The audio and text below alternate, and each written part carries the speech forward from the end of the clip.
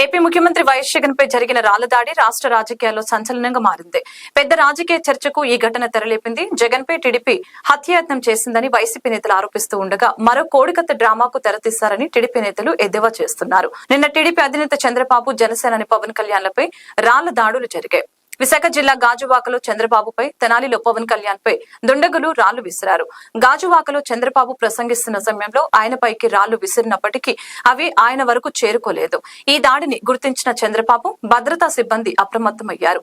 దాడికి యత్నించిన వారిని పట్టుకునేందుకు యత్నించగా వాళ్లు పారిపోయారు. ఈ ఘటనపై చంద్రబాబు సీరియస్ అయ్యారు. అందరూ చూడండి, తనపై రాళ్లు వేయడానికి ప్రయత్నిస్తున్నారని ఆయన అన్నారు.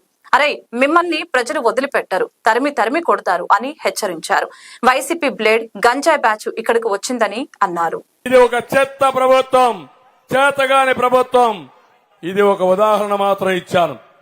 ఇక్కడ రాళ్లేశారు వల్ల చూశారా?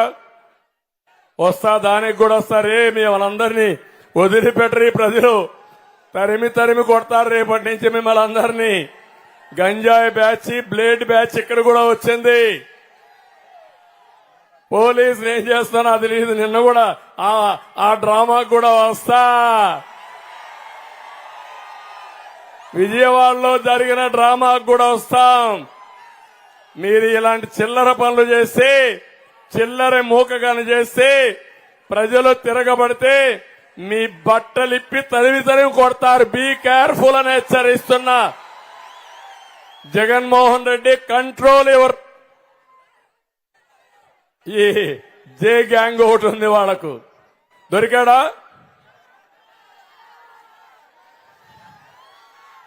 దొరికాడా లేదా? దొరికినట్లేడు. ముందు రాళ్ళేశారమ్మా.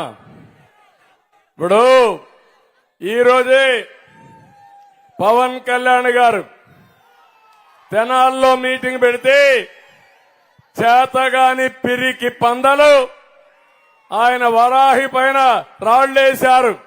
ఇప్పుడు నేను అడుగుతున్నా మిమ్మల్ని అందరినీ, ఇది తప్పని గట్టిగా చప్పట్లు కొట్టి నిరసన తెలియజేయండి.